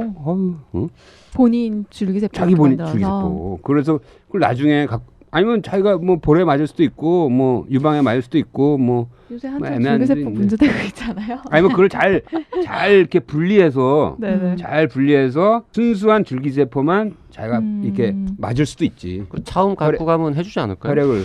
그래서 요새 지방 줄기세포 보관도 많이 하기는. 네, 근데 예, 그렇죠. 근데 그게 이제 사실 환자 동의라든지 걸쳐야 되는 윤리적인 문제들 그렇지. 때문에 예. 내가 봤을 때는 지금 365MC가 이 비즈니스를 같이 하면은 이 의료 사업을 같이 하면은 엄청나게 인기가 있을 것 같은데 이건 무궁무진하거든. 응? 지금 몇 억씩 빼고 있잖아. 근데 이게 사실 지방 흡입하면 약간 사람들이 거부감을 갖지 않나요? 그래서 저희가 이제 람스라는 시술을 개발한 거죠. 그러니까 흡입 수술이라는 것 때문에 네. 하고 나서 이제 회복 시간이라든지 이런 부분에 대한 걱정들을 많이 하시거든요. 네, 부작용 얘기도 사실 언론에 네, 되게 그쵸. 많이 나왔었고. 이게 우들두들해진다며. 그래서 뭐 이렇게 뭐 다리미로 다리듯이 뭐 이렇게 뭘 한다고 내가 들었는데. 다리 위로 아니, 다린다고요? 그러니까 그런 원리로 아. 시술 후에. 그러니까 수술에 있어서 가장 큰 문제는 마취와 관련 수면 마취와 네. 관련된 그런 이제 사실 의료 사고들이고요. 그러니까 지방 흡입 후에 생기는 문제들은 그게 제일 커요. 물론 이제 수술하는 사람의 스킬 문제를 복부 같은 경우에 이제 잘못해서 복강 안으로 이제 들어가는 경우. 그거는 뭐 네. 그거는 이제 의료 사고고. 그렇죠. 음. 예, 그런 경우는 있지만 주로 이제 마취와 관련돼서 부담이 가장 크고 아까 이제 울퉁불퉁한 그런 것들 같은 경우에는 그러니까 지방을 적정한 깊이에서 지방을 추출해야 되는데 지방을 너무 얕게 빼게 되면은 그런 울퉁불퉁함이 생기거든요. 아, 그래서 더 안으로 들어가서 빼야 되는데. 네, 너무 얕게 이제 지방을 뽑게 되면 이제 울퉁불퉁함이 생겨요. 그래서 그거는 수술하는 분의 이제 그게 이제 스킬인 거죠. 이제 그렇지 않게 수술을 해야 돼요. 그거는. 그러니까 그런 문제는 만들지 그래서 않아야 돼요. 울퉁불퉁하면 어떻게 그 다음에는 뭐 해결 방법이 없어요? 그러니까 일단 울퉁불퉁하고 다시 넣어주나? 네, 다시 넣기도 해요. 아, 그래요? 네, 그래서 그러니까 어떤 한 분은 그런 얘기하세요. 이제 수술을 일단 처음에 그 시작해서 지방을 일단 저기다 이렇게 보관을 해두고 본인이 하다가 조금 과하게 뽑은 곳에 이제 다시 지방을 넣어준다라고도 얘기하시는데 사실 과유불급이라고요. 어쨌든 많이 뽑지 않아야 돼요. 그러니까 많이 뽑지 않은 사람은 불만이 있으면 재수술을 해주면 되는데 많이 뽑고 나서는 해결이 어려워요. 많이 뽑고 맞아. 나서는. 항상 이 욕심 부리다가 네. 욕심 부리다 망치는 거야. 네. 근데 이게 여자들이요 참 이렇게 이중적인 게 모순적인 게 뭐냐면요 살을 빼고 싶잖아요. 그래서 이런 시술이나 이런 걸 도움을 받고 싶다는 유혹이 정말 크고 실제로 받기도 해요. 그렇지. 근데 다른 사람들한테 나 운동으로 뺐어 이렇게 얘기를 하거든요. 왜냐면 옛날에 그 이영자 사건도 그런 거지 뭐.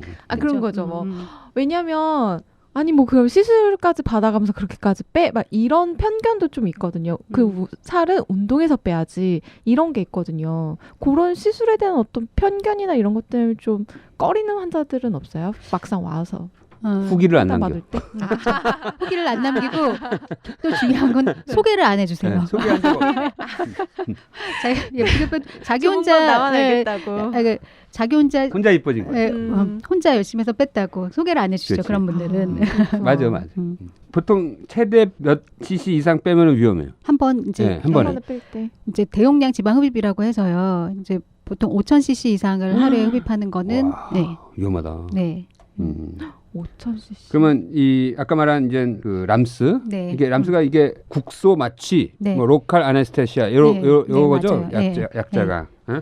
그러니까 국소 마취 지방 흡입술. 네.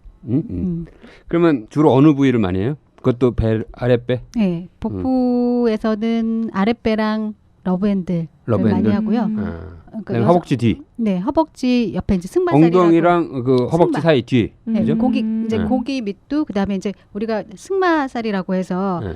허벅지 바깥쪽에 볼록 튀어나온 살. 그런 요즘에 사실 이렇게 승마살. 네, 승마살, 아, 그 재밌네. 새들빼, 예, 그런 모양으로 이제 승마살. 예, 그 부위 많이 빼고. 이렇게 부위별로 이름이 다 있어. 러브핸들 있고 네, 승마살 승마. 있고. 그리고 정치자분들은 다 딴 생각하고 있어요 지금. 승마. 그렇죠. 허벅지 바깥살이라고 말씀 네. 드릴 수 있을 것 같아요. 근데 이게 제가 또 다이어트를 하는 사람의 입장으로서 제일 살이 안 빠지는 게 배이기도 한데요. 정말 진짜 힘든 건 등이랑 팔뚝 이쪽이 정말 힘든 것 같아요. 맞아요. 근데 그 여자 그 뒤태가 나이가 들수록 여자한테 중요한 게 뒤태거든요. 등살, 네, 러브핸들. 그래서 그리고 실제로 이제 나이가 들면서 등살이 더 쪄요. 상체가 아까 이제 여성은 하체가 더 많이 찐다고 했는데 점점 나이가 들고 이제 폐경이 되면은 여성 몸도 이제 남성 몸처럼 비슷하게 되면서 복부 비만, 상체 비만을 더 고민하게 되거든요. 근데 등살은 사실 좀 빼기가 힘들어요. 어떤 방법을 해도. 그래서 시술이나 이런 걸로도요? 아니 운동이나 이제 식이요법으로. 예. 그래서 이제 시술 체형 관리를 이제 많이 하게 되는데 이제 러브핸들 그리고 이제 등에서는 브라 라인이라고 하는 아, 부위. 네네네. 예, 그 부위 주로 국소적으로 뭐 지방을 추출하거나 아니면은 뭐 기계적인 관리, 뭐 주사요법 이런 것들 하죠. 그러면 이게 지금 국소를 뺄 수 있다고 하시는데요. 음. 등 전체 살을 다 빼고 싶다거나. 일단 몸무게를 그럴 수 빼셔야 돼요. 있잖아요. 그렇군요. 일단은 운동이나 이 식이요법을 통해서 체중을 감량하면서 필요한 부위는 시술을 받는 게 네. 중요한 거군요. 그러니까 제가 처음에 이제 환자가 왔을 때 물어봐요. 예전에 이제 다이어트 경험이 있냐고, 몸무게를 네. 빼본 경험이 있냐? 그럼 몸무게를 뺐을 때 그때도 안 빠져서 고민한 부위가 어디냐고. 네, 그래서 그런 부위에 일단 저는 우선적으로 체형 관리를 권하거든요. 그래서 그렇게 체형 관리하면서 몸무게를 네네. 빼면, 그러니까 제가 생각했던 만큼 원래 생각했던 만큼의 체중을 빼지 않아도 체형이 이제 달라지는 게 보이니까 체중에 그래도 좀 덜 집착하게 돼요. 아, 그렇구나. 몇 개 포인트만 빼면 되겠네. 러브핸들이랑 승마살, 네. 네네. 뭐 요 아랫배. 요 세 군데만 일단 빼도 체형이 확 바뀌겠는데. 네. 응? 여성들은 이제 팔 바깥쪽. 네, 이렇게. 맞아요. 네, 바깥쪽. 아 그래? 팔뚝살 되게 신경 쓰이거든요.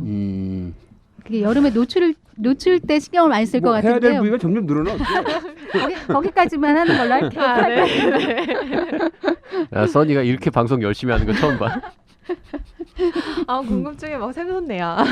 그다음에 이런 직접 지방을 흡입하는 거 말고 무슨 주사액을 넣거나 뭐 다른 방법도 있잖아요. 요새 네. 뭐 어디 얼려서 뭘 하는 것도 있던데. 네, 냉동지방 파괴술이라고요. 그건 뭐예요? 네, 일단은 아까 이제 수술 말고 비수술에서는 쉽게 이제 바늘을 사용하는 시술, 아니면 기계, 주사파. 네, 기계를 사용하는 네. 시술 이렇게 이제 나눠보면 될 것 같아요. 또 네. 이거를 또 좀 아픈 거, 좀 덜 아픈 거 이렇게 아. 생각하면 지금 말씀하신 냉동지방 파괴술은 좀 덜 아픈 기계를 사용하는 거거든요. 네. 그러니까 지방 세포를 쉽게 이제 얼려서 자기 스스로 자살하게 만드는 거예요. 아 그럼 그 국소적으로 네, 국소적으로. 그 부위만 딱 올리는 거예요? 네, 그러니까 핸드피스가 있어요. 두 개가 있어서 그 부위에 장착을 하는데, 네, 그러면 얘가 막 이 차갑게 되면서. 네, 차갑게 돼요. 그러니까 딱 그걸 기계를 떼고 나면 그 부위가 샤베트처럼 이렇게 진짜? 만져져요. 그러니까 아, 진짜. 야. 근데 그러면 피부 위에다가 하는 걸 텐데 그렇죠. 얼리면 피부가 상하지 않을까요? 피부 동상을 입을 수가 네네. 있잖아요. 그래서 피부를 보호하는 패드를 붙이고 이제 지방층에만 그 작용을 그러니까 하도록 이 찬 기운이 안으로만 들어가게. 네, 지방에만. 야 신기하네. 네, 그렇게 되게 해서 기술이 그럼 발달해요. 딱딱해요? 얼었으니까 딱딱할 것 같아. 네, 그러니까 샤베트의 느낌. 지방 자체가 샤베트의 느낌이 그 되는 피부 거예요? 그 느낌이 그렇게 이제 나타나요, 만지면. 그래서 보통 시술은 기계를 장착하고 40분에서 1시간 하고 시술의 간격이 한 달 주기로 할 수 있거든요. 그래서 좀 병원에 자주 오기 힘들고 그런 특히 남성분들이 그 시술을 많이 하시는 편이에요. 아 그러면 이 지방이 얼면 왜 자살하는 거야 도대체? 뭐 더운 지방에서 왔나? 그러니까 혈액순환이 안 되니까요. 혈액순환이 안 되니까 혈액순환이 안 돼서 이제 지방 세포가 굶어 죽는 거라고 볼 수도 있을 것 같고요. 예. 그래서 기계가 압을 걸어서 이제 딱 일단 혈류를 먼저 차단하고 그 부위를 얼려요. 그래.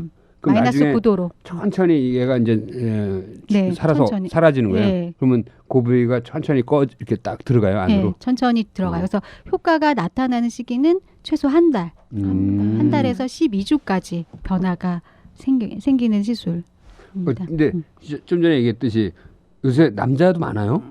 네, 남자는 되게 피하 지방이 적어가지고 이런 맞아요. 시술 받지 않을 것 같은데. 근데 이제 남성분들 복부 비만이 많은데 체중을 빼면 일단 위배부터 빠지기 때문에요. 이제 근데 복부 살을 빼도 나머지 남는 데가 남성분들도 마찬가지로 이 러브핸들 부위거든요. 예, 그래서 남성분들은 러브핸들을 많이 하시고요. 그리고 복부에 이제 내장 지방만 있는 게 아니라 피하 지방이 같이 있잖아요. 그래서 피하 지방을 줄이기 위해서는 체중 관리를 하는 거고요. 그리고 피하 지방을 같이 줄여주게 되면은 몸으로 느끼는 체형의 변화가 더 크기 때문에 그 자체가 이런 체형 관리 자체가 내장 지방을 줄이는 거 몸무게를 뺏는 데 도움이 되는 건 아니지만 그렇게 할 수 있게 동기부여를 시켜줘요. 자신감이 생기는 거예요. 네, 변화가 막 몸이 이뻐지니까 네. 내가 더 열심히 운동해야지. 네. 뭐 이런 식의. 시스팩도 곧 만들 수 있겠어? 뭐 이런 느낌이겠는데요. 그런 식으로. 내가 듣기로는 또 연예인들이 이제 이런 여러 가지 비만 레이저니 뭐 RF니 뭐 이런 냉동을 거의 그냥 꾸준히 정기적으로 하면서 이렇게 다닌다는 거지. 왜냐하면 군살이 나오면 안 되니까. 그렇죠. 예. 수영 비키니 입고 막 이래 사진 찍고 막 이래. 걸그룹 몸매가 그냥 운동만으로 만들어지는 건 아니었군요. 왠지 속은 느낌이네요.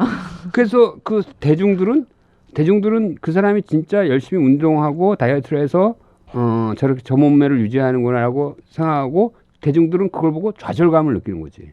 상대적 박탈감을 느끼는 거야.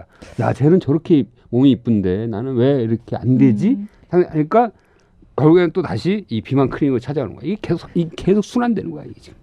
그러니까 약간 걸그룹이나 뭐 이런 연예인들은 운동도 진짜 열심히 하긴 하더라고요. 네, 근데 그러면서 맞아요. 플러스해서 아마 시술을 더 하는 것 같은데. 물론 그 걸그룹들은 하루에 춤추는 그 연습하는 시간이 8시간 있으면 엄청난 칼로리 그쵸, 소비를 하고 그쵸. 있지.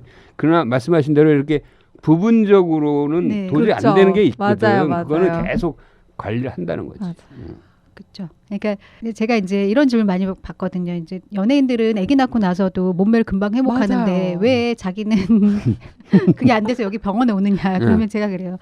그분들은 몸이 재산인데 본인 몸으로 돈 버시냐고.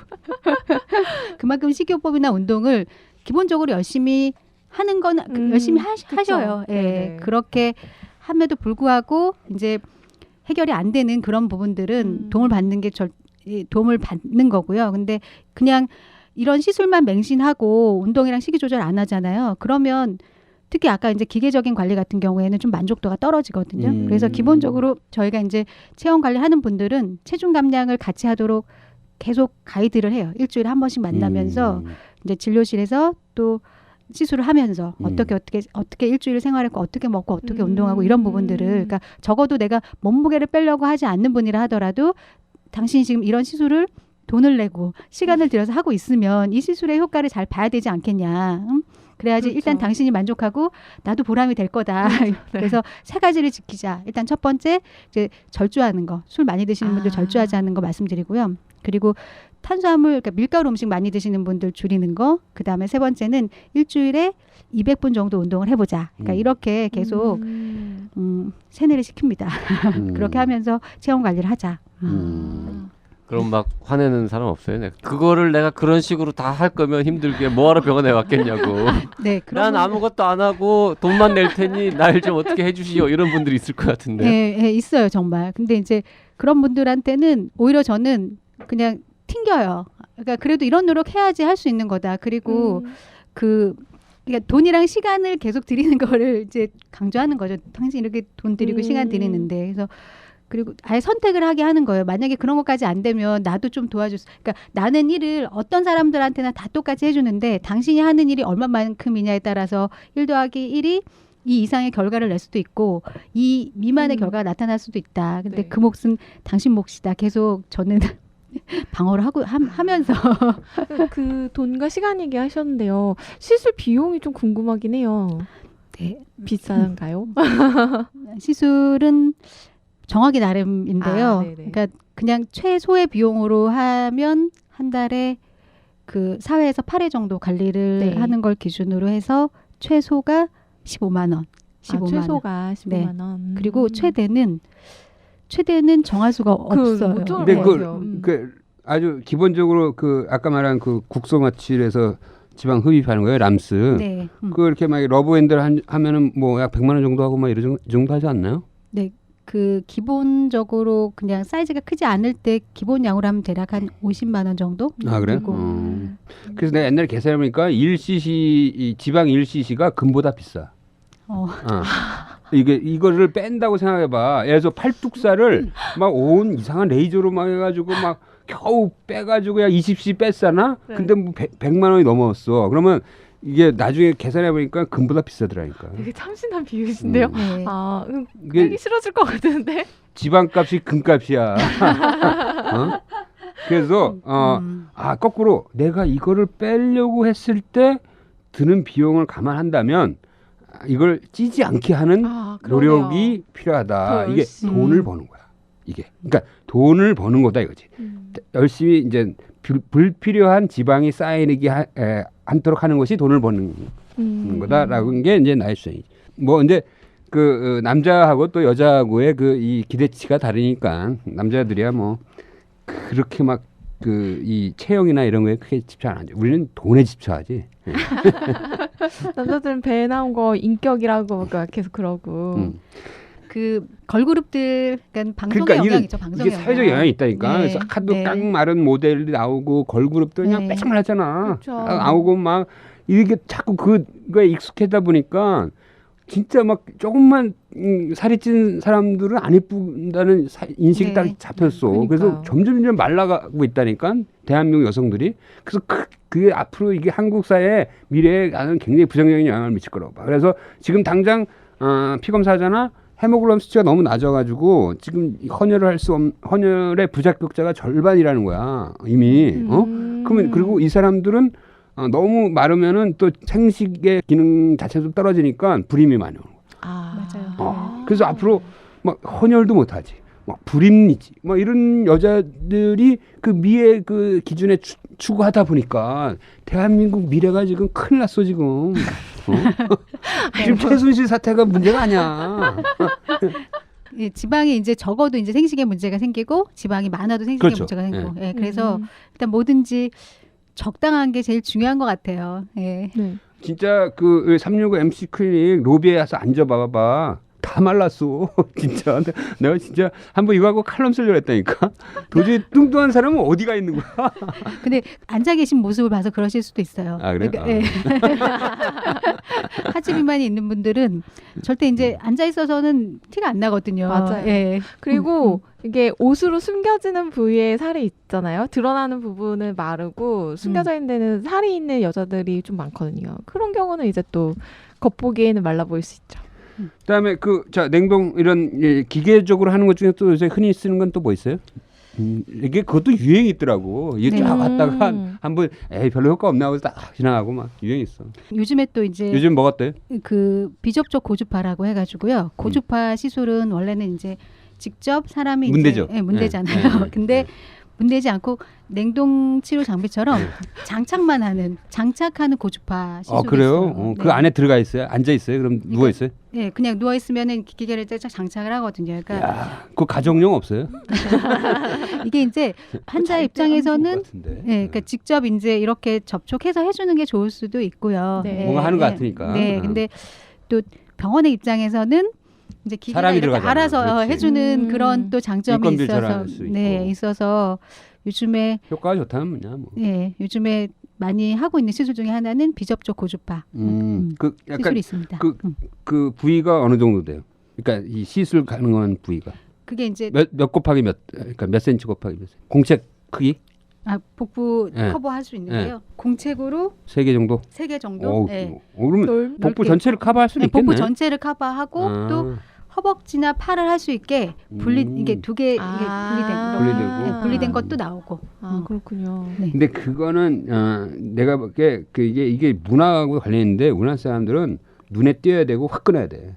그래서 이거 기계로 해봤자 줄어드는 그 다이아미터나 지름이 아주 미미한 거야. 그리고 이게 눈에 잘 안 띄는 거야. 그러니까 우리나라 사람들은 화끈한 걸 찾거든. 한 번에 확 뺄 수 맞아요. 있는. 그럼 성형도 화끈하게 하고 비만 살 빼는 거 화끈하게 뺀다고. 그러니까 쭉 뽑아야 돼. 흡입해야 돼. 그러니까 그래서 다른 시술들이 외국에 비하면 그런 네. 기계적으로 지방 태우는 시술의 비율이 굉장히 낮아. 한국은. 맞아요. 그러니까 환자의 층이 굉장히 나뉘어요. 근데 이제 우리는 직접적으로 빼고 눈에 보이고 맞아. 좀 아프고 멍들고 이래야지 뭔가를 한 것 같다고. 그 좋은 얘기.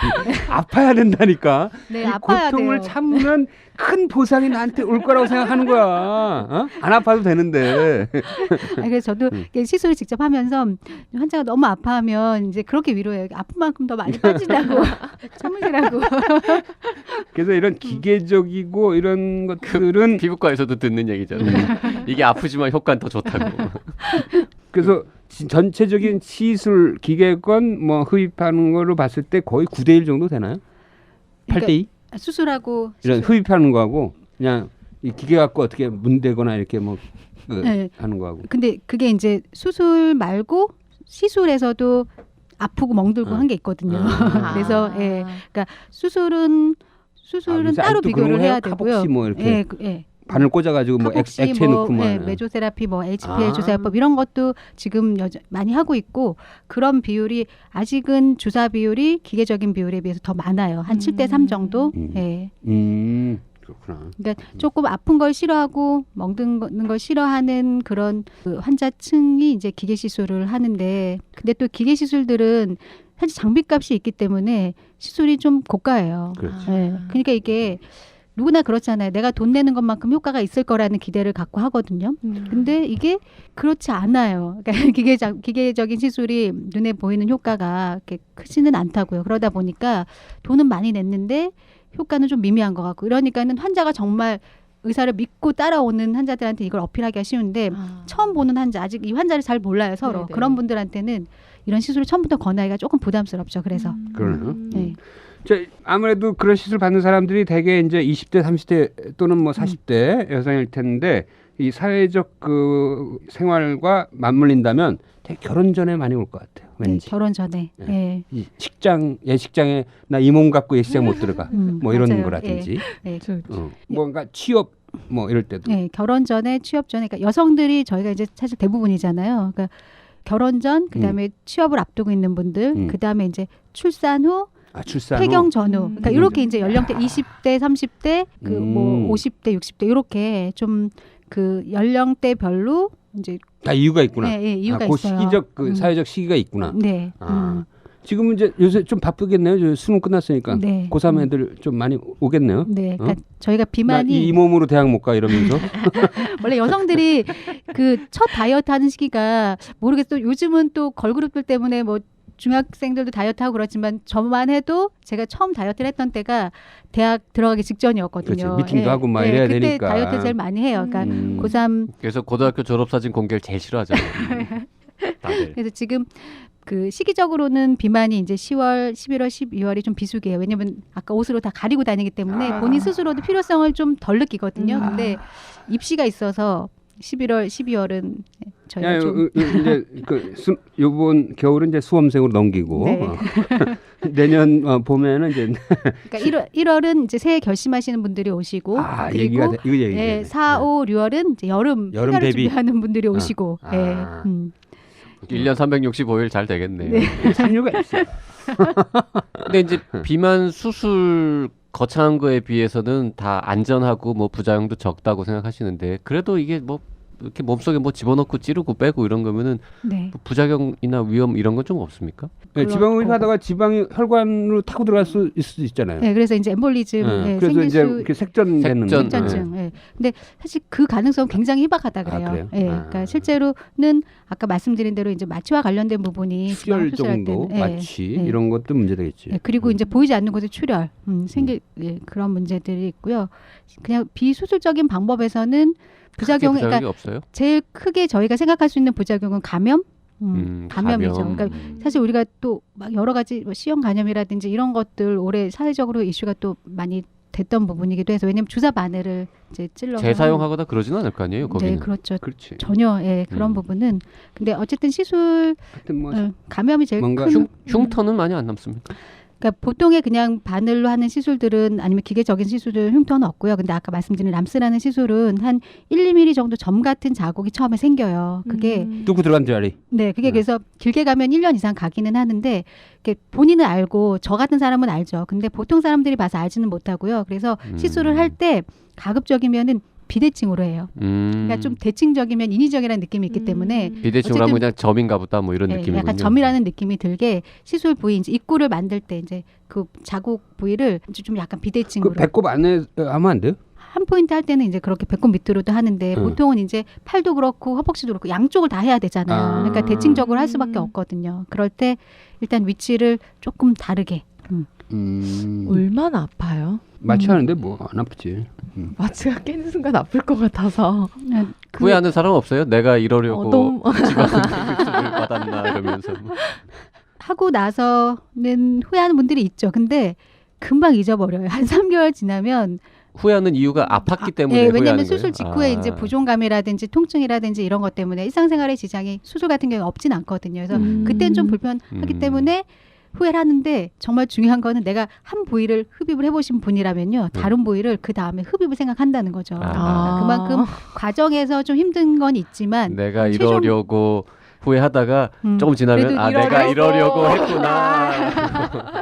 이제 주변 레퍼런스 평가가 중요하지. 이제 레퍼런스 이제 동차에 나왔는데 너 그렇게 너 허리가 날씬해진 것 같다. 이제 레퍼런스가 있으면 거기에 이거야.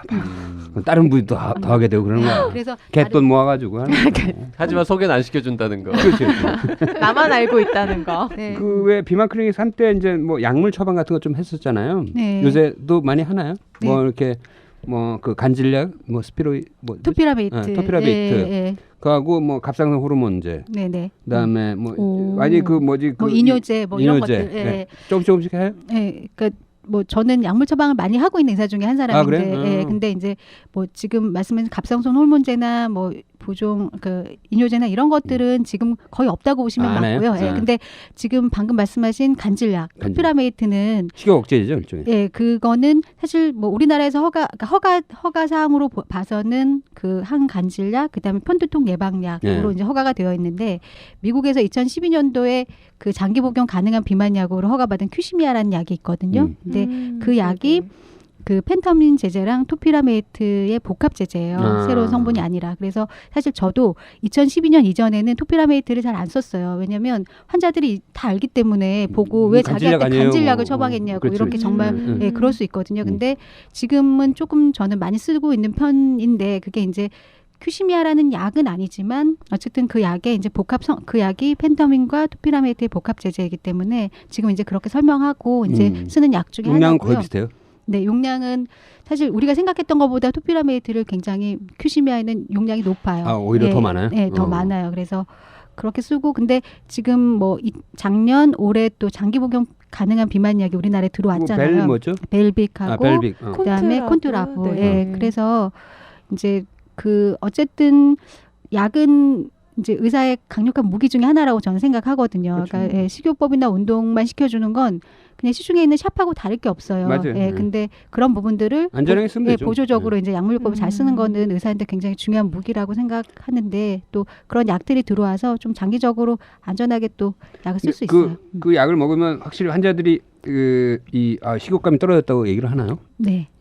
그게 근데 단순히 식욕감만 떨어뜨린 겁니까? 아니면 대사를 두 가지 좀 대사를 늘려주는 거, 그다음에 식욕을 억제시켜주는 거, 두 가지 역할을 다 하는 약이라고 보시면 돼요. 매일 하나씩 먹는 거예요? 아니면 그러니까 뭐 그 보통은 하루에 이제 2번 복용하게 2번 복용. 하고요. 근데 3번까지 복용하는 경우도 있고요. 근데 보통은 이제 2번 복용이 보편화되어 있어요. 근데 예를 들어서 나 같은 사람이 나는 정말 식욕이 뭐 아주 병적인 건 아니지만 나도 꾸준히 좀 나도 내가 살찌는 게 싫다. 그런 거 했을 때 그것을 반만 먹고 네. 매일 아침에 그냥 반만 먹는 거지. 그러니까 원래는 뭐 하루에 2번 먹어야 되는데 그 반만 먹으면 약간 그만한 효과는 얻을 수 있어요. 네, 그러니까 그래? 용량은 충분히 이제 조절 가능하고요. 사실 약을 먹을 때 문제는 기간을 그러니까는 약이 장기 복용 가능한 약도 있고 또 단기 복용으로 허가가 된 약도 있고 하기 때문에 이제 복용하는 기간을 그러니까 의사의 지도를 잘 따라서 그러니까 용량은 지금 뭐 하나를 먹을 수도 있고 두 알 아니면 반알을 먹을 수도 있거든요. 근데 그거를 뭐 먹다 말다 한다거나 아니면은 뭐 지지부진하게 계속 먹는다거나 이런 거는 이제 권장하진 않고요. 이제 정해진 일정한 기간 동안 이제 잘 복용하시는 거는 도움이 될 수 있어요. 내가 그 의학 전문 기자로서 이제 생각하는 그 이 건강 관리법이 DAH라고 네. 드럭 어시스티드 헬스 매니지먼트예요. 네네. 그래서 이게 그렇게 이제 만약에 나는 정말 식욕이 문제가 된다. 그렇다고 뭐 큰 비만의 문제는 아니지만 이런 벨벳 같은 거를 이렇게 4분의 1 정도 이렇게 매일 먹는다든지 아니면은 아까 그 제니카를 갖고 다니다가 뭐 삼겹살 회식이 있다. 네. 뭐 그날 먹는다든지 네. 뭔가 이렇게 생활 밀착형 드럭 어시스티드 건강 관리. 그래서 이걸 이제 줄여서 꼼수 건강법. 나는 그게 괜찮을 효과가 있을 것 같아. 네. 그러니까 그 기자님 같은 경우에는 제니칼 그러니까 회식 자리가 많다면은 제니칼 드시면 도움이 될 것 같고요. 단 이제 실수를 하지 않게 좀 조심하셔야 되긴 할 것 같은데. 그리고 그 식욕 억제제 탄수화물 섭취가 많은 분은 사실 제니칼 같은 경우에는 이제 지방 흡수를 억제시켜주지만 탄수화물 섭취를 조절하는 건 아닌데 우리나라 사람들의 가장 큰 문제는 탄수화물 섭취가 많다는 거잖아요. 네. 그러니까 그거를 조절하기 위해서는 식욕 억제제가 필요한데, 얘기되네. 예, 필요한데 이제 문제는 그게 이제 오남용이 되지 않아야 된다는 게 중요한 부분이에요. 그렇죠. 그러니까 몸무게가 사실 식약처의 가이드대로 따지면은 BMI를 기준으로 했을 때 30 이상이어야지 약을 먹을 수가 있거든요. 그럼 우리나라 사람 너무 드물지 그런 사람. 예, 그러니까 키가 160이면 여성이 한 거의 한 80kg 돼야 될 거예요. 근데 이제 그런 가이드를 따르지는 못하지만 그래도 적어도 그냥 약을 먹고 싶다고 해서 약을 먹을 수 있는 게 아니라, 그러니까 의사가 처방을 할 때 저는 어느 정도 이제 어떤 이유 때문에 먹어야 되는지에 대한 부분을 분명히 이제 설명하고 이제 입문하는 과정에는 뭔가 이제 배려가 있다라는 그런 걸 인식시켜주고 약을 처방해 주거든요. 그래서 일단 탄수화물 섭취를 조절하려면 식욕 억제제가 필요한 거는 현실이에요. 원장님 같으면 165다 여성이 네. 몇 킬로쯤 되면 약 처방 시작합니까? 그거는 케바케? 네, 케바케. 왜냐면은 저는 그 사람의 체중의 히스토리가 중요하다고 봐요. 이 사람이 이제 165cm인데 본인의 인생 최대 몸무게 그리고 평균적으로 유지하고 있던 체중이 몇 킬로인지를 물어봐요. 물어봐서 그래서 그걸 기준으로 해서 그리고 이제 몸무게만을 보지 않고 이제 체지방률을 같이 보고 그리고 그러면은 아까처럼 어떤 긴박한 상황이 닥쳐 있냐. 네네. 그러니까 한 달 후에 중요한 면접을 봐야 된다. 네네. 아니면 한두 달 후에 결혼해야 된다. 이러면은 좀 도와줘야 되잖아요. 그래서 약간 그런 상황을 고려해서 처방을 합니다. 말된다. 말돼. 사람한테 적절한 체지방률은 몇 %인 거예요? 그러니까 여성 같은 경우에는 이제 보통 20% 정도. 20%요? 20%. 그러니까 실제로 우리가 표준 체중이라고 하는 체중에서는 여성들은 약간 통통해 보여요. 그래서 그 체중을 만족 못하는 거예요. 거기서 이제 미용적으로 만족하기 위해서 한 5kg 더 빼고 싶어 하는 거고요. 그게 이제 남성들은 근데 표준 체중에서 약간 말라 보여요. 그게 이제 근골격량의 차이 때문에 몸무게만을 갖고 그래서 얘기할 수가 없는 거거든요. 그래서 보통 여성들은 표준 체중에서는 좀 더 빼고 싶어 한다. 그런 식욕 억제제를 처방하면 환자들이 다음 진료에 왔을 때 확실히 내가 식욕이 감소했다고 네. 그래. 네. 왜냐면 지금 이 약 시장이 계속 올라가고 있어. 처방이 그만큼 많아지고 있다는 얘기지. 그래서 이제 좀 문제가 그러니까 향정신성 의약품이기 때문에요. 그래서 그러니까 저는 어쨌든 약은 적절하게 도움을 받게 잘 쓰는 거는 중요하다고 보거든요. 근데 다이어트 약에 대한 인식이 사실 별로 안 좋아요. 그거는 우리가 이제 스테로이드제랑 저는 비슷하다고 생각도 해봤어요. 정말 중요할 때 아주 좋은 효과를 발휘할 수 있고 잘 쓸 수 있는 약인데 그 오남용이 되면서 우리가 막연하게 이제 부작용부터 생각을 하게 되는 거거든요. 그렇죠. 근데 식욕 억제제도 마찬가지로 그러니까 다이어트 약도 마찬가지로 그런 인식을 갖고 있다고 생각하기 때문에 사실 전문가들이 그러니까 저희처럼 비만을 치료하는 분들이 약을 정말 그냥 잘 쓰셨으면 좋겠어요. 그러니까 먹고 안 먹고의 문제가 아니라 오남용을 하지 않도록 환자를 좀 잘 끌고 가시면은 이게 좀 인식의 전환이 좀 되지 않을까. 그래서 저는 그런 얘기들을 또 그 학회 같은 데서 좀 많이 하고 있는 편이긴 한데 좀 인식의 전환이 좀 필요할 것 같아요. 적절하게 잘 활용할 수만 있다면 굉장히 좋은 무기도 되고 그렇게 해서 이제 살을 빼면서 생활 습관의 교정이라든지 뭔가 라이프스타일의 변화 이런 것들을 같이 만들어 가면은 동기부여도 되고 거기다가 그렇죠. 또 체형 시술까지 받으면 뭐 뭔가 좀 더 자신감도 생기고 이러면서 자연스럽게 약 1, 2년 후에는 아주 좀 더 건강한 몸으로 바뀌는 그게 어떻게 보면 비만 클리닉의 가장 최종의 목표이지 않을까. 그리고 이제 또 그 체중을 빼고 나서 그대로 유지하기는 어려워요. 그러니까는 왜냐하면 살다 보면 환경이 바뀌기도 하고 내가 나이 들어가는 변화 또 뭐 출산을 하고 뭐 여러 가지 폐경이 되고 뭐 그런 환경의 변화가 있기 때문에 체중이 다시 늘어나는 거에 대해서 이제 죄책감을 갖지 않는 게 중요할 것 같고요. 그래서 저는 이제 환자를 이제 진료하고 마지막에 이제 당분간 안 온다고 할 때 꼭 마지막에 그 끝인사를 이렇게 다음에 만날 걸 기약하는 그 끝인사를 하거든요. 그러니까 본인이 그 혼자서 체중을 유지할 때 일주일에 한두 번 정도는 그러니까 아침에 일어나서 공복에 화장실 다녀온 일정한 상태로 체중을 재보고 그 몸무게가 이제 3kg 이상 늘면은 그때는 혼자 조절이 어려울 수도 있다라고 생각을 하시라고. 그래서 다음에 우리가 다시 만나더라도 당신이 잘못한 것도 아니고 내가 잘못한 것도 아니고 어떻게 생각하면은 자연스러운 과정이다. 단 근데 저를 처음에 만났을 때보다 그 이상의 체중이 늘어서 오시지는 않아야 된다라고 이렇게 말씀드려요. 특히 여성들은 이제 체중과의 싸움이야. 관리예요, 사실. 계속 꾸준한 관리. 너무나 단기간에 어떠한 방법이든 너무나 단기간에 이렇게 체중을 많은 양을 확 빼는 거는 위험하죠. 분명히 부작용이 생길 네, 수밖에 없는 네. 거예요. 다시 되돌아갈 가능성도 높고. 그렇죠. 그러니까 빠지는 시간만큼 다시 찌는 시간이다라고 아. 생각하면 빨리 뺄수록 또 빨리 다시 찔 수 있다. 자, 오늘 365 MC 비만 클리닉 노원점에서 오신 이거 너무 노골적으로 알려주는 것 같은데 우리 최기 원장 모시고 비만에 대한 전반적인 궁금증, 그다음에 비만 관련 시술들에 대해서 자세히 알아봤습니다. 어떤 현대의학을 이용해서 내가 좀 더 건강해지고 나의 체형이 좀 더 좋아진다면 그거야 뭐 좋은 방향이죠. 근데 네. 아주 기본적으로 우리가 스스로 뭔가를 자기 몸을 위해서 스스로 노력해야 될 것들, 즉 정기적으로 운동을 한다든지 아주 그 적절한 식이요법을 적절히 해야 한다든지 이런 노력들은 당연히 병행이 돼야겠죠. 그렇죠. 네. 네. 오늘 하여튼 그 이 비만의 세계에 대해서 말씀을 해주신 최기 원장님 너무 감사합니다. 네. 네. 어떠셨어요? 팟캐스트. 화장을 안 하고 정말 미용실을 다니지 않고 하는 방송은 처음이어가지고 아침에 시간 절약이 됐고요. 자, 오늘 비만 얘기 너무 유익한 얘기 감사합니다. 명수다 애타게 기다리시는 분들이 정말 많은데요. 김철중 기자를 좀 더 자주 소환하기 위해서 여러분들이 명수다에서 다뤘으면 하는 주제들을 저희 나는사다 카카오톡이나 팟빵, 네이버 포스트로 댓글 달아주시거나 radio@doc.co.kr로 이메일로 해주시면 저희가 더 자주 부르도록 하겠습니다. 돌아온 명수다 마치겠습니다. 고맙습니다. 감사합니다.